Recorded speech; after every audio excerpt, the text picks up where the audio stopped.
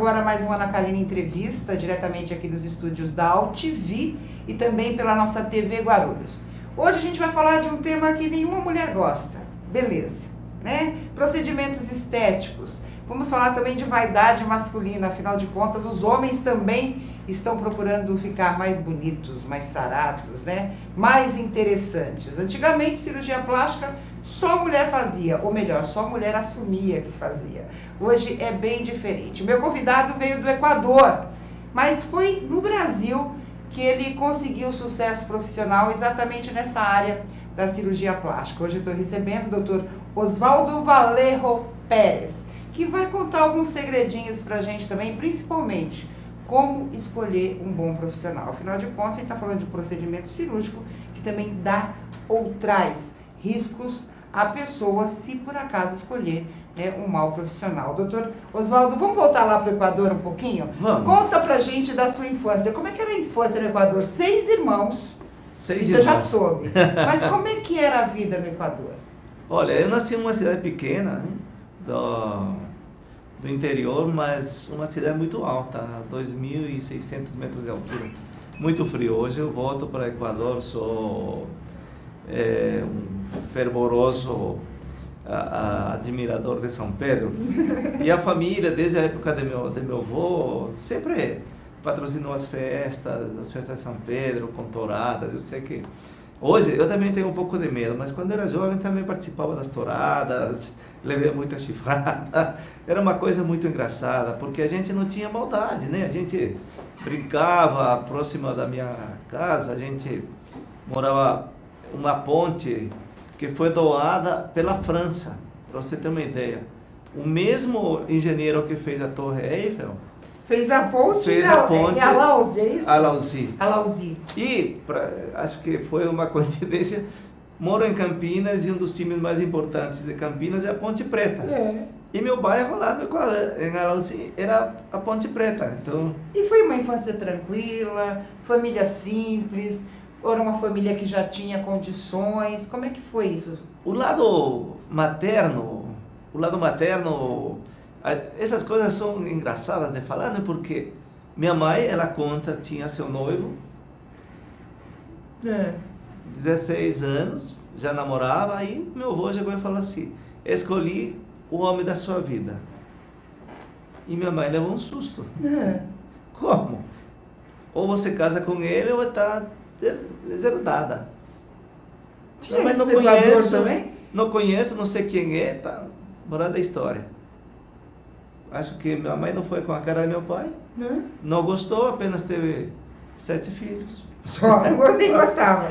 Mas E tinha até televisão hoje, em Alauzi, até né? hoje é muito apaixonado por ele, mas ela fala, eu amava um homem, mas meu avô, que se chamava Jorge Pérez, era um espanhol baixinho, daquela sobrancelha larga, muito bravo. E a gente tinha que falar, sim senhor, de manhã, tarde e à noite.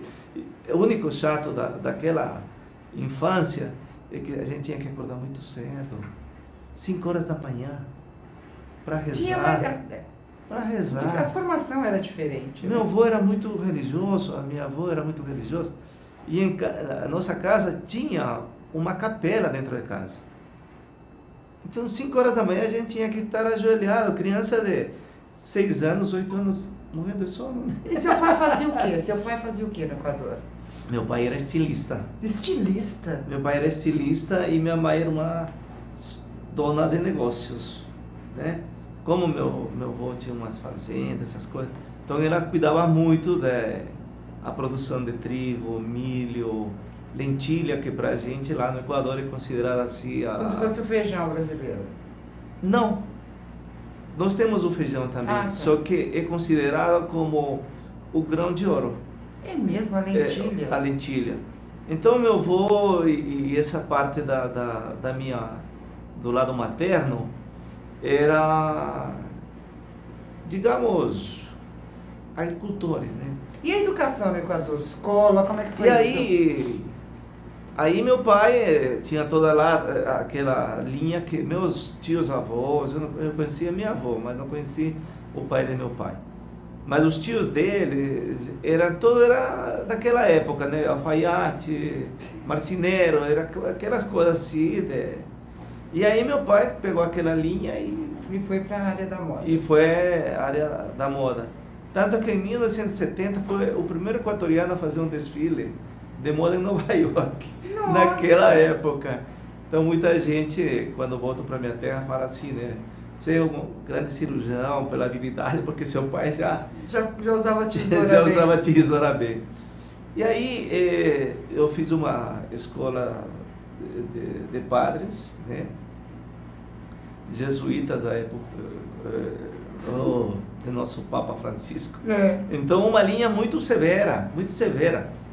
E a gente andava muito elegante, né? O nosso uniforme era gravata borboleta, camisa branca, paletó azul, camisa azul. E a gente curtia realmente as missas de domingo, apesar que depois a gente tinha suas penalidades. E hoje eu acho que não tenho nenhum trauma, me formei como cirurgião, sou cônsul do Equador, tenho trabalhos apresentados, durmo bem, me alimento bem, curto minha vida e apanhava. Eu também apanhei um pouquinho, E apanhava. mas apanhei de vó, não apanhei de pai e mãe não. Pai e mãe, minha mãe até o dia da minha formatura, porque eu não tinha convidado a melhor amiga dela para a festa de formatura de médico, ela me deu um mas aí também tá, né? espanhol. Mas está com 83 anos e até ela é hoje, brava ainda. Ela impõe o que a gente tem que comer, o que tem que fazer. Eu falo pelo menos uma vez por semana com ela e ela toda vez. Você está fazendo isso, está se alimentando. Eles moram lá ainda? Moram lá, toda a minha família. Na mesma cidade? Não, hoje nós moramos em Guayaquil. Aliás, eu saí com 16 para 17 anos para começar a fazer a faculdade. Então conta para mim, antes da faculdade, como é que decidiu a medicina? Mas já decidiu a cirurgia plástica ou queria antes ser cardiologista, cirurgião? É uma história clínico, tão longa, é uma história conta. tão longa. Meu irmão mais velho, né, acho que ele tem uns 6, 7 anos mais velho que eu, ele decidiu fazer a carreira militar e ele se aposentou como comandante da Marinha. Aí meu segundo irmão fez economia, também em Guayaquil. Aí meu terceiro irmão fez engenharia mecânica na Politécnica de Guayaquil. E eu era muito admirador de meu irmão mais velho, e eu entrei na aeronáutica. Estava indo muito bem nos primeiros 3 meses, e foi a época que o Equador comprou, não lembro direito, uma frota de 15 Cafir, 15 Mirage, e muitos amigos da família morreram pilotando seus aviões. Aí minha mãe, chantagem. Ficou louca. Ficou louca. Começou a chorar e queria ter um filho médico. Mãe, médico? Nunca sonhei, nunca pensei. Bom, se você quer ter um filho médico, em 7 anos eu volto como médico, porque no Equador são 7 anos. Uhum. Aí, terminei... Mas é a mesma, só para entender, porque aqui no Brasil a gente tem a formação, depois tem a residência. Não. É a mesma, é diferente. Aqui formação. são 6 anos. Sim, e mais acho que 2 anos de residência. Não, aqui são 6 anos. No Equador são 7. Veja bem, em 1963, eu cheguei a mandar uma matéria aqui na época que a gente estava importando os colegas, dizem que são colegas de Cuba. A gente tem muitas dúvidas em relação a isso, mas no Equador, desde 1963 até hoje, ninguém pode trabalhar como médico, como engenheiro, como advogado, como enfermeira, como dentista, se você não trabalha 1 ano de graça para o governo. Não interessa se você estudou em faculdade federal, estadual ou particular. Minha filha se formou como médica na faculdade, na PUC de Guayaquil. É obrigatório. Então, por exemplo, nós temos uma grande produção de médicos, de escolas de medicina. Se o governo forçasse isso, que todos os estudantes de medicina, de odontologia, de enfermagem, não teríamos os problemas de saúde que nós temos hoje. Existem muitos projetos tramitando nesse sentido, né? Alguns falam até em 2 anos, principalmente para alunos oriundos de escolas públicas, de universidades públicas, então, porque ganham gratuitamente do governo, então, deveriam dar contrapartida. Isso é muito importante, mas esse é um projeto para 2020. E olha lá. E olha lá. Então, nós fazemos isso desde 63. Então, eu fiz minha escola de 6 anos, que na época, e aí entrei no colegial. Entrei num colégio que, naquela época, chamava-se piloto. Então, os 3 primeiros anos era o colégio normal, e a partir do 4º ano, que seria o primeiro colegial aqui, você fazia, ou era a linha de sociais, ou de exatas. Então, era FMQB, Físico, Matemático, Químico, Biológico. Então, com essas 2 linhas, e tinha os cursos de contabilidade, essas coisas, todo separado. Aí eu terminei saindo da aeronáutica e fui fazer medicina. E escolheu a cirurgia plástica como? Fui escolhido. Aconteceu como isso? Fui escolhido. Quando eu cheguei no 4º ano da faculdade de medicina, comecei a me apaixonar pela cirurgia cardíaca. E terminei a formação de médico e ganhei uma bolsa para fazer cirurgia cardíaca na Suíça, lá em 1982. Foi para a Suíça? Não fui. Ganhou a bolsa e não foi? Não fui. Não foi a mãe que não deixou, né? Não foi minha mãe, mas foi meu chefe. Meu chefe, eu que fiz o contato com a Suíça, eu que fiz tudo. Quando chegou, ele simplesmente colocou na minha vaga um sobrinho dele. Eu fiquei totalmente desapontado, fiquei triste, fiquei deprimido. E decidi largar a medicina. Não queria mais fazer medicina. Depois do curso feito? Depois de feito o curso, ter a bolsa ganha para ir para a Suíça, decidi parar com a medicina. Falei, não vou mais para a medicina, não vou fazer. Vou para os Estados Unidos, vou fazer qualquer coisa. Um certo dia, saindo do consulado americano, encontrei com um amigo meu. Pô, Valério, o que você anda fazendo? Não, estou aqui no consulado, estou pegando o visto para ir para os Estados Unidos. Você vai fazer o quê lá? 82, né? O que aconteceu? Todo mundo está sentindo no hospital. Não sei. E aí, no dia seguinte, tocou o telefone em casa. O chefe da cirurgia plástica ligando para mim. Ô Oswaldo, o que está acontecendo aí? O Cordeiro falou que você está indo para os Estados Unidos, quero falar com você. Vem aqui na sala, no serviço. Vou fazer o quê? Plástica? Me força. Nunca tinha pensado nisso. Nunca tinha pensado. Aí cheguei, começamos a conversar, deu vários tópicos e tudo. E ele falou assim, por que você não faz plástica? O doutor Bittar, chamava Luiz Bittar, um senhor bem alto, quase 2 metros de altura. Nunca sonhei, nunca pensei. Não! Pergunta, chamou os alunos dele, né? Residentes da área de plástica, e falaram assim, quem é mais habilidoso que vocês falam? Não, Oswaldo é mais habilidoso que a gente, que fazia plástica. Então vamos fazer o seguinte, vamos trabalhar na cirurgia geral 2 anos, e aí você volta comigo para fazer plástica. E aí fazia a residência de cirurgia geral. Aí desistiu de ir para os Estados Unidos, continuou em Guayaquil. Aí fiquei fazendo os 2 anos de cirurgia geral, que é o primeiro passo para fazer a especialidade de plástica. Aí eu fiz os 2 anos, e nesse período já comecei a acompanhar os trabalhos da plástica. Aí fui tomando gosto.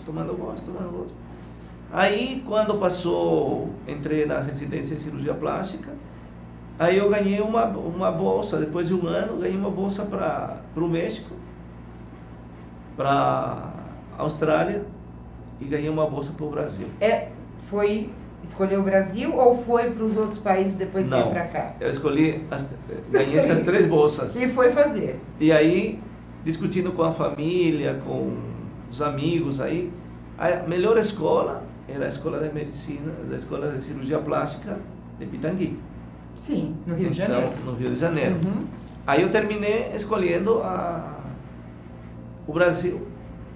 E cheguei na escola de Santos, do professor Evaldo Bolívar de Souza Pinto, que O Dr. Bolívar foi um dos pioneiros da dos cirurgia pioneiros, plástica, né? exatamente.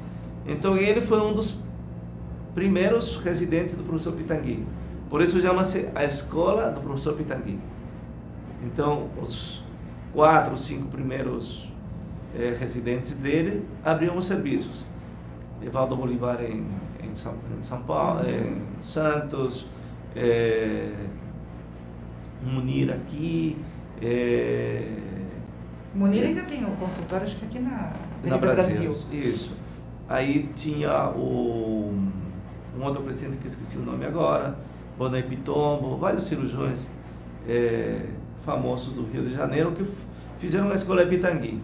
Aí eu vim na escola Pitangui e comecei 6 meses após estar em Santos.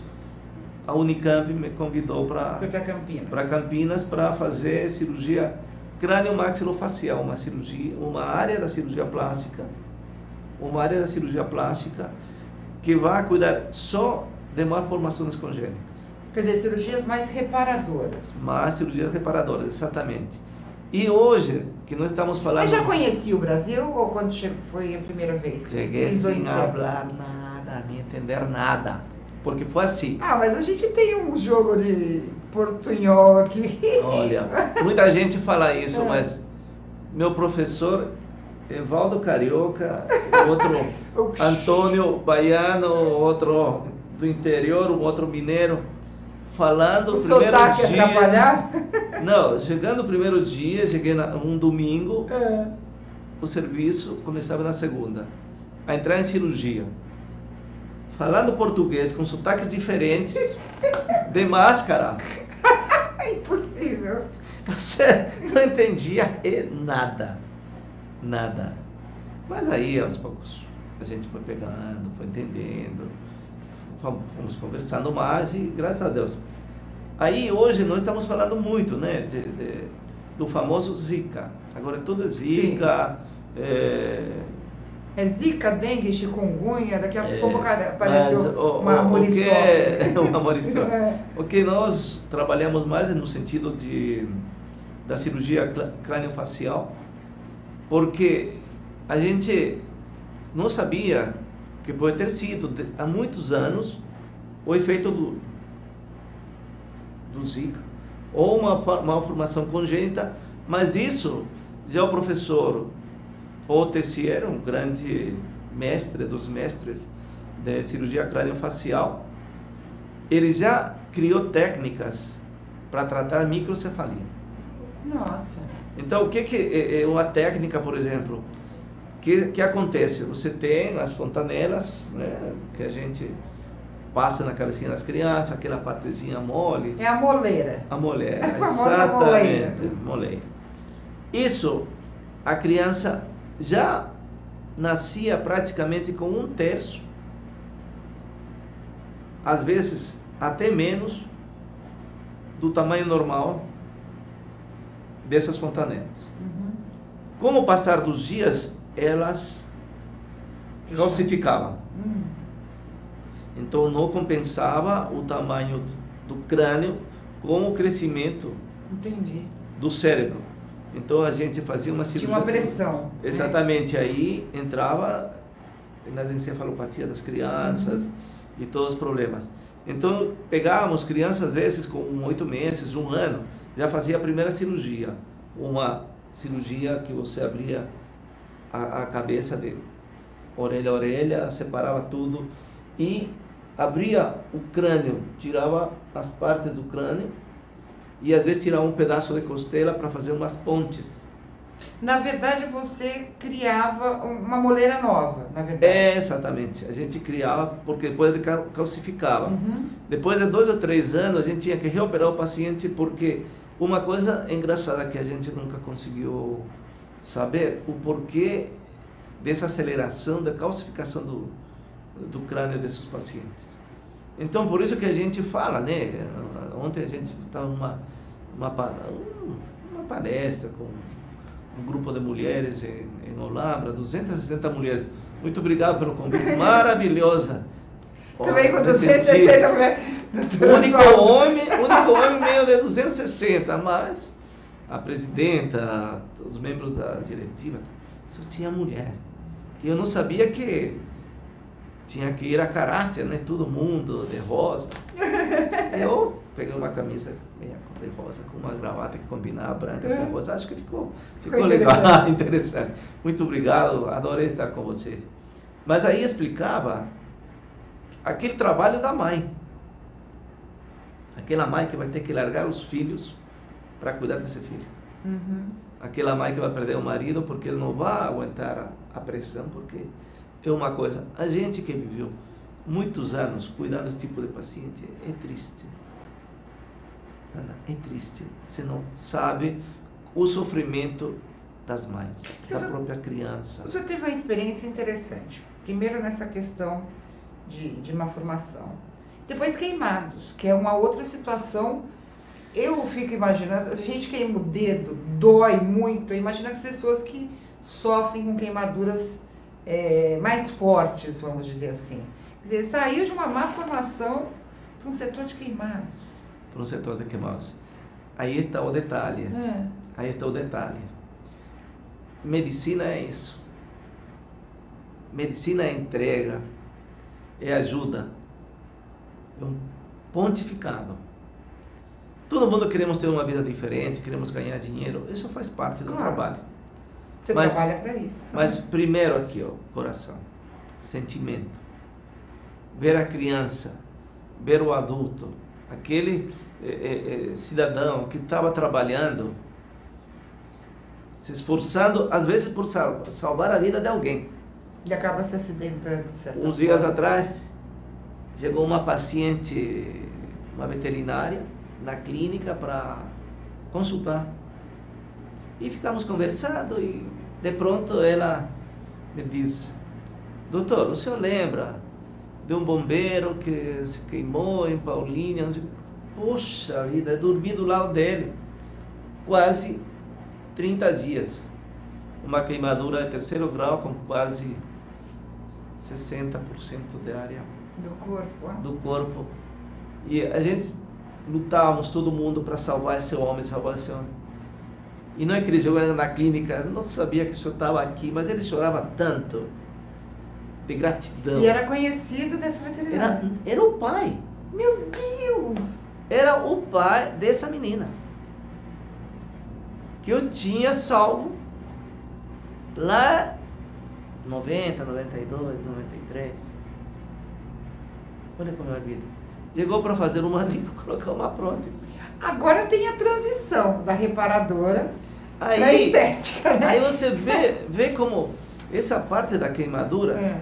Eu venho com um projeto de um hospital de queimados há muitos anos.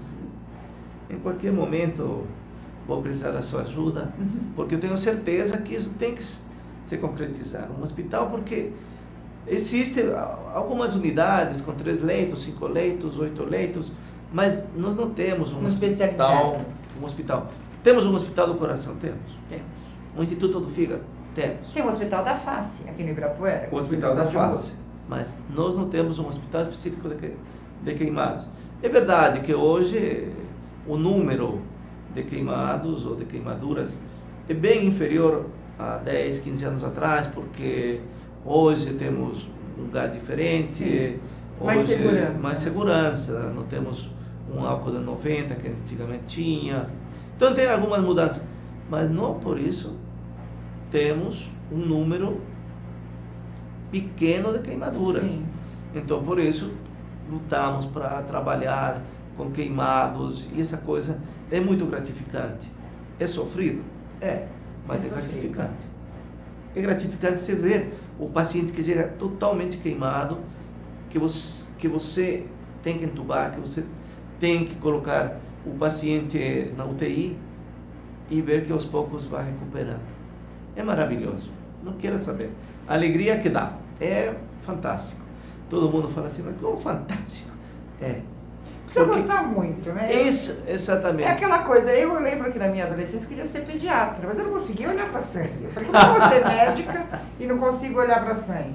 Eu não aguento ver uma criança chorando. Eu falei, não, eu tenho que fazer outra coisa, né? E você descobre com o tempo essas afinidades mesmo. Exatamente. Não tem dinheiro que pague o reencontro com o bombeiro, por exemplo. Claro, como o senhor disse, a gente tem que ter, né, a contrapartida do trabalho. É óbvio que todo mundo tem que sobreviver. Com certeza. Mas não há pagamento maior do que a gratidão. Então, essas coisas que a gente fala, né? A cirurgia não é só pensar hoje, por exemplo. De todos os colegas, não estou contra os colegas, pelo amor de Deus. Né? É bom quem está por cima falar de quem está começando, mas eu não quero entrar no mérito. Entendeu? Mas hoje, por exemplo, eu fiz 3 anos de cirurgia plástica reparadora aqui no Brasil. 3 anos. 3 anos. Depois, cirurgia estética. Hoje, duvido o centro, o serviço de cirurgia plástica, que alguém faz cirurgia reparadora. Ninguém sabe o que é rodar um retalho, ninguém sabe o que é uma fratura de face, ninguém sabe o que é uma queimadura, ninguém sabe como se resolve um problema de palato, de lábio leporino. Por quê? Qualquer coisa que acontece, ou vá para defeitos na face, ou vá para o centrinho, em Bauru. E você? Você que fez plástica. Eu fiz, tenho mais de 4.000 cirurgias de malformações congênitas. É o que estamos falando. Aquele paciente que nasce com os olhos para fora, aquele paciente que tem uma fenda no meio do rosto, aqueles pacientes com microcefalia, com plagiocefalia, com todas essas malformações congênitas, tudo isso tenho mais de 4.000 casos operados. Isso ajuda para a estética? Ou tem alguma coisa que se assemelha? Claro, tem um procedimento cirúrgico, mas estou dizendo assim, você fica mais, vamos dizer assim, perspicaz, mais sensível. Você consegue perceber melhor a necessidade, porque é uma diferença. A reparadora é a necessidade. Olha. A estética, às vezes, é a necessidade até para melhorar a autoestima. Né? Tem pessoas que enlouquecem porque tem a orelha de abano, ou porque tem o peito grande, ou porque tem o peito pequeno, ou porque é barrigudo. Você tem um lado psicológico, vamos dizer assim, uma doença psicológica. Você consegue, eu não sei se eu estou sendo bem clara, usar o que você usou na cirurgia reparadora para estética? Existem coisas comuns entre as duas? Ou não? Não queria fazer um juramento, mas vocês sabem que meu sonho é estar no lugar da Ana, quando estiver já um pouquinho mais velha. Fazendo entrevistas, mas a inteligência dessa mulher maravilhosa me impressionou, porque foi assim, tão sutil, tão rápida, em captar exatamente o que eu tentava passar. Que essa escola que eu tive de cirurgia reparadora é o que me leva a ter os resultados fantásticos hoje. E isso, às vezes eu estou operando e um dia desses eu estava com uma dificuldade na cirurgia, estava com uma dificuldade em uma cirurgia e brinquei com o anestesista. Falei, isso aqui não faço há mais de 15 anos, fazia quando operava craniofacial e terminei resolvendo um problema por causa da experiência anterior. Por causa da experiência anterior. Mas a gente vai falar mais sobre cirurgia estética no próximo bloco. Vamos falar principalmente de quais os procedimentos mais comuns, complicações. Hoje a gente vê, infelizmente, muita notícia triste de mulheres que entraram na sala de cirurgia e não saíram mais. É a questão da vaidade masculina, mas a gente vai falar sobre isso no próximo bloco. Não saia daí.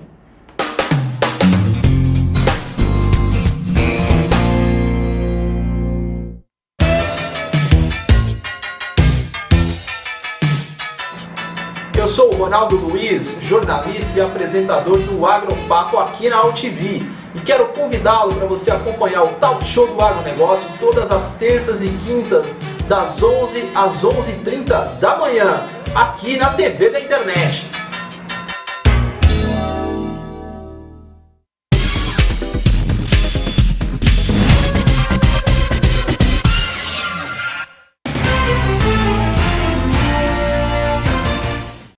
Oi, eu sou Letícia Spiller e quero convidar vocês a fortalecer o movimento que quer criar uma lei para acabar com o desmatamento no Brasil. Nossas florestas não podem mais ser destruídas. São elas que garantem a nossa qualidade de vida. Eu quero floresta em pé, água fresca, clima ameno e desmatamento zero. E você? Participe, assine a petição.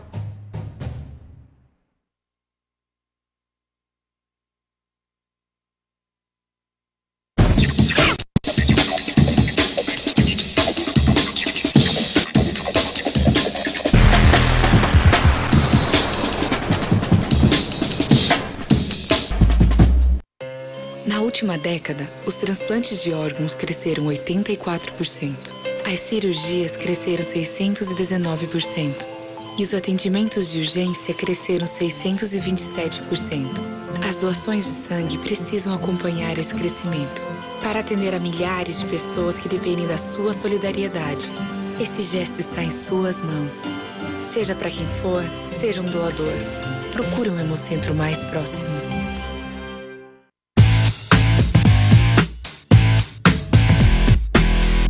Olá, eu sou César Freitas e convido você para assistir o HQ e Companhia, o programa que traz o mundo da cultura pop para você. Cinema, história em quadrinhos, animação, seriado, tudo isso para você aqui toda sexta-feira às 5 da tarde, na sua TV da internet. Olá, eu sou Nícia Amorim, cabeleireira dos famosos e trabalho no Lohan Hair Celebridades. Você que está assistindo a Ana Karine Entrevista tem um presentão aqui no nosso salão. Marque o seu horário, agenda e vem aqui que a gente está esperando por você.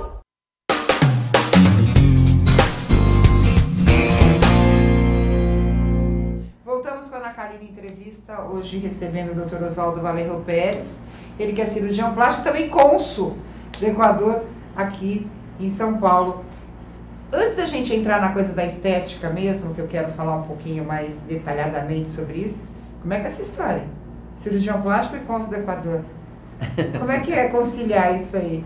Nessas viagens daquele projeto do hospital, eu consegui algumas verbas para o Equador e consegui fazer vários negócios com os governos, sem comissão, sem nada, apenas de ajuda.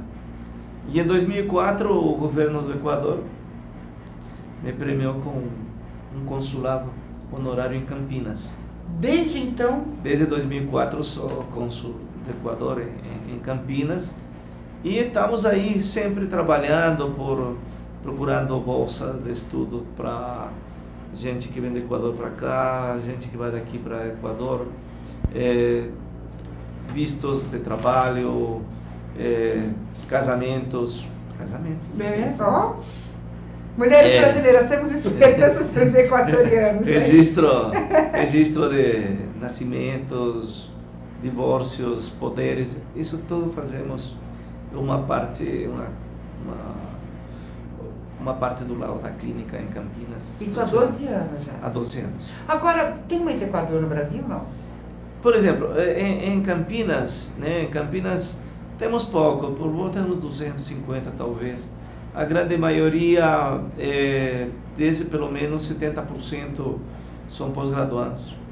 Que vem realmente estudar. Que vem exatamente para estudar. E gente que chega aqui já, que estudou nos Estados Unidos, que vem trabalhar nas empresas em Campinas e região.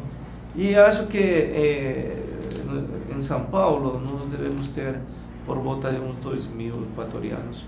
Entre 2006 e 2008 fiquei responsável pelo consulado de São Paulo e Campinas, então aí consegui ver mais ou menos a magnitude de... 2.000 em São Paulo é um número razoável.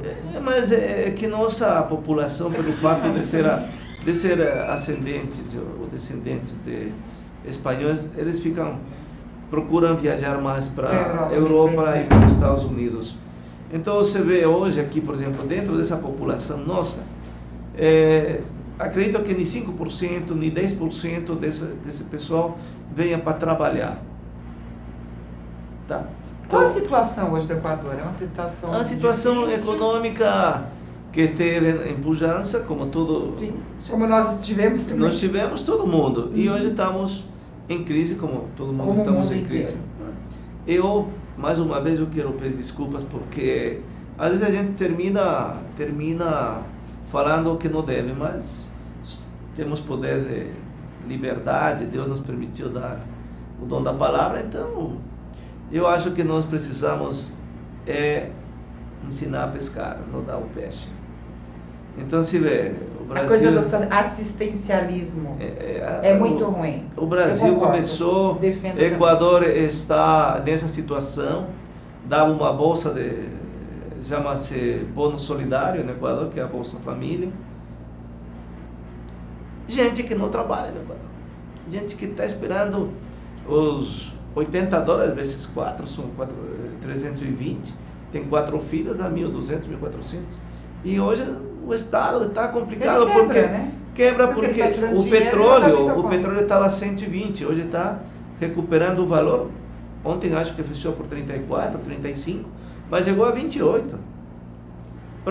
No Equador, para explorar e tirar um barril de petróleo, custa mais ou menos entre 18 e 20 dólares.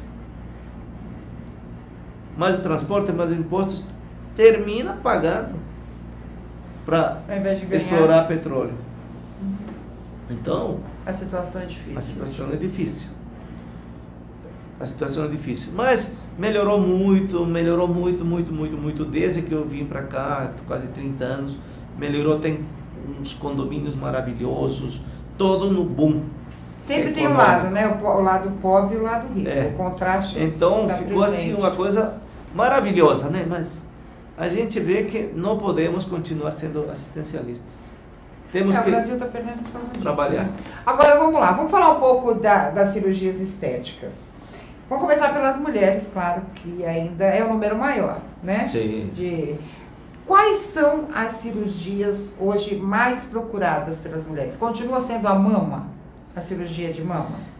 Hoje eu não poderia ter assim uma certeza absoluta, né? Mas a mulher quer fazer tudo, né? A mulher faz tudo. O que está sobrando aqui? A mulher faz tudo.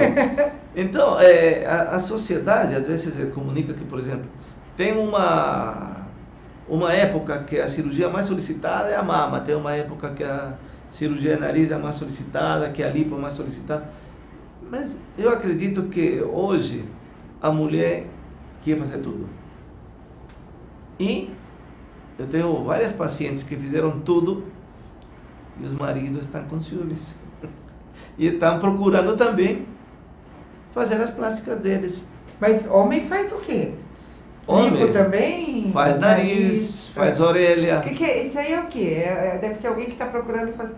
Olha o narizinho desse aí, merecia uma cirurgia plástica. A orelha e o nariz. Olha isso. Ficou bom, né? Olha como ficou. Agora você vai ver de perfil. Meu Deus. É outra pessoa. É um menino que não falava, um menino que frequentou durante muitos anos, psicólogo, psiquiatra, tomou remédio. Por causa do nariz e da orelha. Problemas particulares dele. Na força, praticamente, uma amiga recomendou a mãe para me procurar. Depois que fizemos a cirurgia, eu número 1 na empresa, já subiu a outros cargos, falante, outra pessoa. A gente no Brasil Isso é cirurgia plástica. Tem uma questão do culto à beleza, que é uma coisa que me preocupa muito. Porque, claro, nem todo mundo nasce privilegiado, né?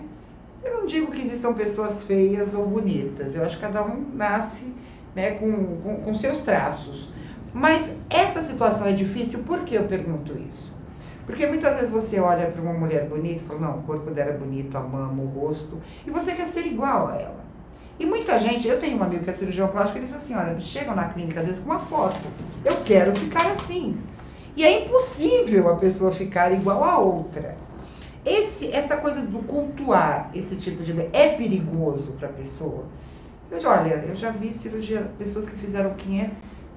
que ficam com o umbigo na orelha, sabe? Aquela coisa de você começar a puxar, fazer a boca. Tem mulheres que eram mais bonitas antes do que ficaram depois de uma cirurgia plástica, por essa necessidade de chegar à beleza de alguém ou a um tipo de alguém. Em quase 30 anos que eu faço plástica, eu não quero ser melhor que ninguém, mas eu acho que eu não tive 2 ou 3 pacientes que chegaram com uma foto, alguma coisa, porque isso deve ser uma questão assim, que o médico aceita uma vez e a próxima vez a amiga fala assim, eu levei uma foto e ele tentou fazer.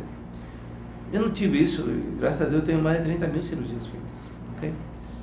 O que a gente tem que falar para o paciente é que realmente, o que o professor Pitangui fala, né? Nós como cirurgiões precisamos que o paciente entre um equilíbrio entre o corpo e o espírito. Seu melhor amigo é o espelho, você está se olhando, você vê que é isso que você quer. Então vamos fazer exatamente isso. Mas o problema maior, isso sim, são os exageros. Você já se recusou a fazer algum tipo de procedimento? Muitas cirurgias. Por quais motivos, por exemplo? Exatamente por isso, porque eu falo assim, a cirurgia plástica é para todo mundo, mas não é para todo mundo. Um dia desse você escutou no jornal a paciente com uma cardiopatia, o cirurgião falou um procedimento rápido, foi fazer a cirurgia e o paciente parou. Então, é uma paciente que não tem condições. Você vê que ele deveria ter recusado. Exatamente, você tem o Ken, que acho que terminou falecendo, alguma coisa. Queria deixá-lo parecido com o Ken. Não, acho que o Ken ainda está internado, não tenho certeza se ele faleceu. Eu acho que morreu. Acho que faleceu. Ele faleceu? Então, veja as coisas. Por que querer fazer isso? Para poder dar um nome, para poder ganhar um status. Quer dizer, tipo assim, deu certo, né? Deu Agora certo. Só que deu errado. Deu certo. Ah, porque chegou um artista global. Eu operei várias. Eu não posso falar nome. Claro. Eu operei várias. E tá aparecendo na revista Caras, estão fazendo novelas, estão trabalhando. A cirurgia plástica, você tem que tirar os excessos. Seu nariz, como você viu do menino, continua com as mesmas características, só que com o rosto harmonioso. Apenas isso. A cirurgia plástica... Não adianta eu com esse rostão fazer aquele narizinho fininho. É harmonia. Né? É harmonia. Junte-se cicatrizes, tamanhos e formas. Não adianta você colocar uma prótese com uma cicatriz horrorosa. Não adianta você colocar uma cicatriz que fique feia com uma cicatriz pequenininha. Não adianta ficar uma prótese bonita com uma cicatriz que não adianta. Então tudo isso você tem que juntar. E aí você vai estar com a certeza absoluta que a Mãe Natureza nos vai proteger, nos vai ajudar, com a ajuda de Deus teremos bons resultados. Agora, doutor, por exemplo, a gente vê hoje muitos procedimentos errados. A gente já teve até falso médico, né? Quantos? Claro, porque a cirurgia plástica é algo que chama atenção, dá dinheiro, é inegável isso. Hoje ela é mais humanizada, antigamente a cirurgia plástica era muito mais cara, hoje as pessoas oferecem cirurgia plástica 36 vezes sem juros do cartão. É uma coisa que ficou mais acessível, que é bom, mas ao mesmo tempo traz os oportunistas, né? Eu estava assistindo um programa essa semana no Home and Health, que fala exatamente sobre procedimentos cirúrgicos que não deram certo. E apareceu uma menina que foi o dentista que fez a rinoplastia. Quer dizer, que é um profissional de outra e ficou horrível, teve que ser refeito. A gente vê muitas pessoas não saindo da sala de cirurgia. Algumas até por própria culpa, por negar determinados procedimentos, determinadas ações, atitudes, uso de medicamentos, mas a gente vê também muito erro médico.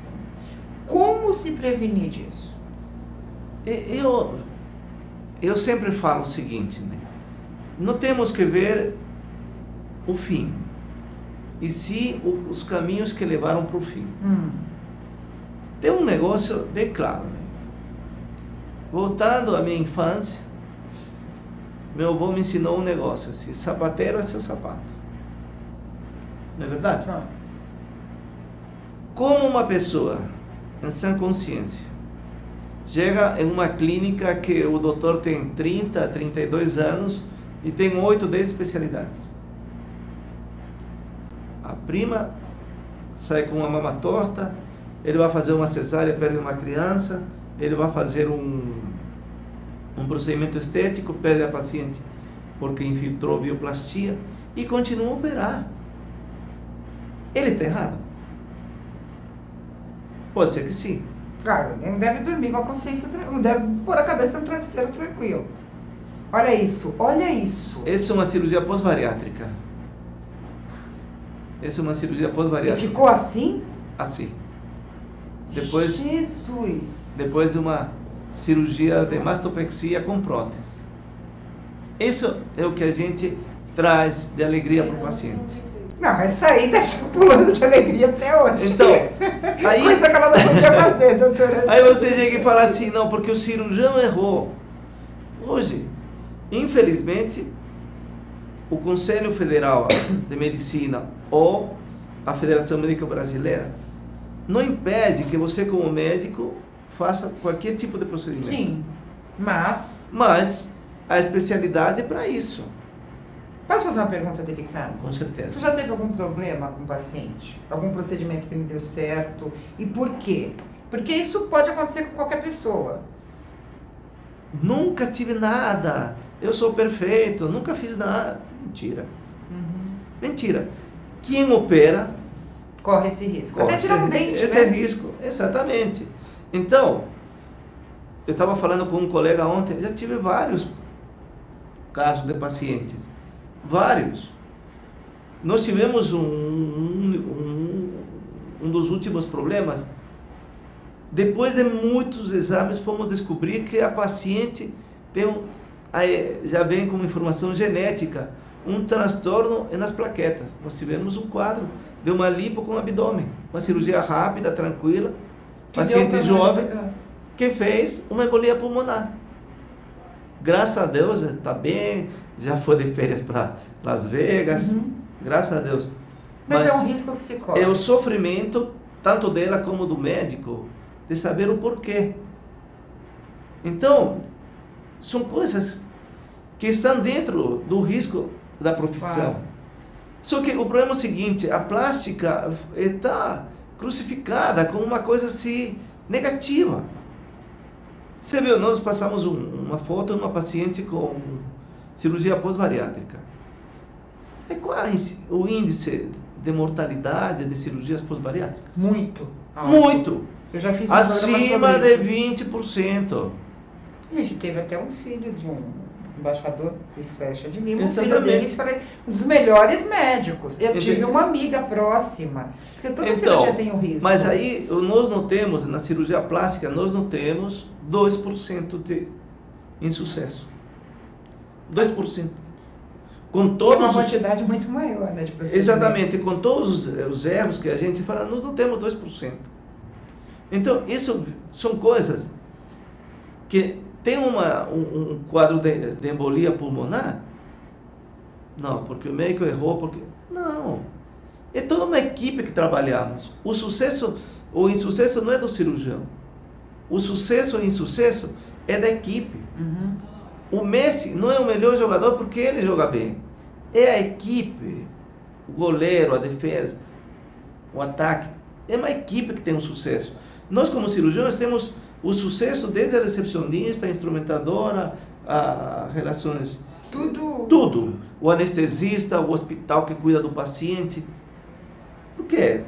Porque você fez a cirurgia correta e o anestesista não fez o procedimento certo e o paciente não acorda por excesso de anestesia. Problema do cirurgião. Entendi. E quando as pessoas omitem informações? A gente viu casos aí de pessoas que acabam... Porque assim, notícia ruim chega rapidinho. Rápido. Né? Notícia Cirurgia boa, por plástica. exemplo, o resultado de uma cirurgia como essa de mama não chega pra gente. Não chega. Né? E Mas- para o juiz, muito menos. Não, e assim, você olha, doutor, a gente teve um caso agora de uma menina que era assistente de palco de um programa de televisão, que teve uma complicação e acabou falecendo. Aí o médico descobriu depois que ela fazia uso de medicamentos, que ela era uma fumante, né, ou outras situações.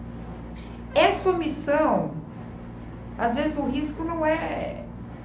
A culpa não é do médico, é do próprio paciente. E o médico não tem como descobrir isso, se o paciente não for honesto com ele. Exatamente. Você nunca vai escutar isso de um paciente que vai falar. Nunca. E aí? Aí, nós temos um único veículo que nos vai ajudar nessa situação. Nós temos hoje, acho que temos 2 ou 3 pacientes que inclusive até com a cirurgia paga, que nós não conseguimos operá-las. Usuárias.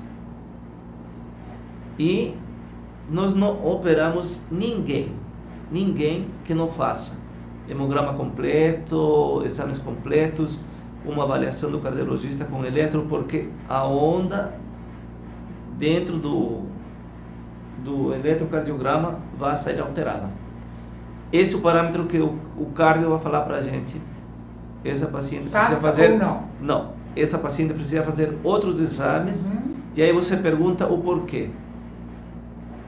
E aí você tem que falar com o paciente. E ela tem que ser sincera. Tem que ser sincera.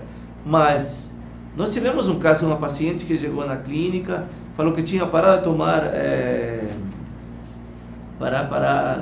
anabolizantes, tinha acabado de tomar anabolizantes. Esperamos 30 dias, que seria o tempo para a limpeza do organismo. Para a limpeza do organismo.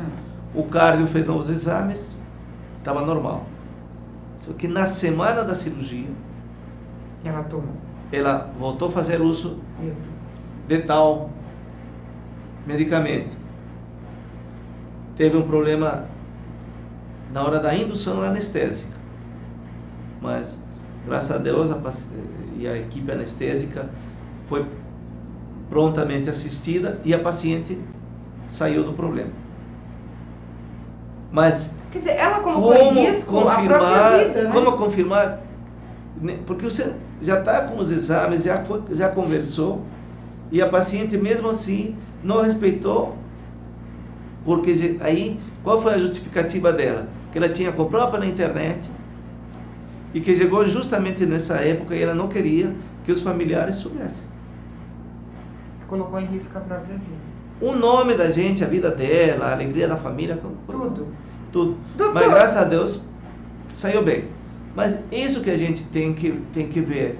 O paciente, nós tivemos há muitos anos, a clínica foi muito comprometida, porque uma atriz famosa foi fazer uma lipoaspiração, parou na cirurgia, depois vieram com a história de que tinha tido um uso de substâncias proibidas, e ficou uma semana em coma induzido e depois voltou. Mas isso aí, veja bem, isso aí, nós temos que pensar o seguinte: não é a atriz, não é o filho do presidente, o filho do ministro, o suprassumo, ele é um paciente. E você tem que agir com ele como médico-paciente, e não tem que fazer exatamente. Hoje já passou muito tempo, existem parâmetros para respeitar. Tem uma esposa de um jogador famoso que foi fazer uma lipo e terminou perfurando os intestinos, terminou falecendo há muitos anos atrás. Por quê? Hoje você vê cirurgiões plásticos, pseudo-cirurgiões plásticos. Eu tive filhos, nunca entrei na sala de cirurgia. Nunca entrei para acompanhar um parto, essas coisas. É um médico-paciente. Isso de levar o câmera para filmar, para depois você convidar seus amigos. Você já viu criança bonita que nasce? Nunca. Nenhum procedimento cirúrgico, na minha opinião, só quando é assim, transplante, são coisas que são ser mostradas. Então, e aí você vê um negócio e faz isso. Não, já tem que fazer a plástica na hora do parto. Claro. Pelo menos 6 meses depois, até eliminar todos os hormônios, o edema próprio da gravidez. Tudo isso você tem que eliminar e depois pensar em uma plástica. Mas fazemos isso. A paciente não tinha nem 3 meses de ter feito a cesárea, foi fazer uma lipo pela própria cicatriz da cesariana, entrou a cânula. Ninguém falou isso. Então, por isso que eu sempre peço, não é só ir atrás do cirurgião plástico porque ele tem um título, ou ele tem um título de especialista, ou ele tem um título de professor titular. Isso é bobagem. Para mim, isso é bobagem. Estudar é muito importante. Eu sempre falo assim, nós somos um pouquinho diferentes dos médicos, nós somos escultores. Então, como escolher? Nome e pacientes. Recomendações. Do boca a boca. Não é aquele que fala bonito, aquele que tem uma clínica maravilhosa. Não, é aquele que sabe o que está fazendo.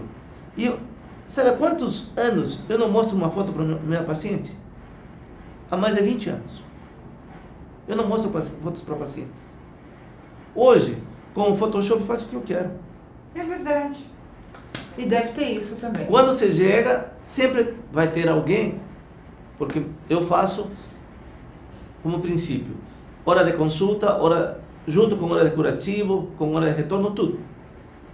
Então o paciente vai consultar e eu faço assim, seu caso, Ana, desculpe, posso trazer uma paciente para ver sua cirurgia? E está vendo, posso mostrar suas fotos? E aí mostro as fotos do pré, que eu tenho isso como obrigação de guardar. Então eu falo assim, era assim. Ficou com a própria paciente, que ela não vai desmentir. Era assim e está assim. Perfeito. Olha, a melhor coisa é você não terá problema. Perfeito. Jamais. Infelizmente o nosso tempo chegou ao fim. Eu tinha aqui, como a gente falou de mama, né, que é uma cirurgia muito comum, procurada por mulheres, por homens também, né? Eu já vi homem fazendo são outro tipo de prótese. Que seria reparadora também, a maioria, né? Homem que tem muita mama. Ah, sim, mas hoje você tem um paciente que coloca prótese. Para ficar músculo, né? Ficar forte. Meu Deus do céu. A gente não falou de bumbum, porque a gente tinha muito assunto para conversar, mas eu quero convidar o Dr. Oswaldo para voltar uma nova oportunidade. Acho que tem coisas mais importantes também para a gente falar.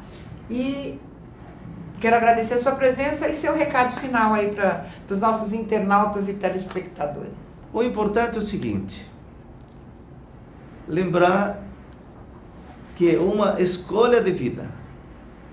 E a cirurgia plástica, indo contra todos os princípios do juiz, que é uma cirurgia de fins e não de meios. É medicina, é uma cirurgia de meios, e a gente, o que eu sempre falo, o Michelangelo, para chegar no Davi, ele gastou mais de 150 peças. Então, nós não temos 150 corpos para trocar, então temos que fazer exatamente com harmonia. Não atentemos contra a mãe natureza e não vamos exigir do médico que faça milagres. Nós não somos milagreiros, nós somos cirurgiões. Recado dado, agradeço mais uma vez a sua presença, agradeço a você. Lembrando que na semana que vem a gente tem um novo encontro, na semana que vem o programa está muito interessante. Eu vou receber a atriz Márcia Imperator, aquela que fazia teste de fidelidade, vai contar sobre a vida dela, vai falar sobre a questão também do preconceito, uma pessoa que enfrenta preconceito. Essa é uma entrevista muito interessante e eu espero por você na semana que vem. Um grande abraço e até lá.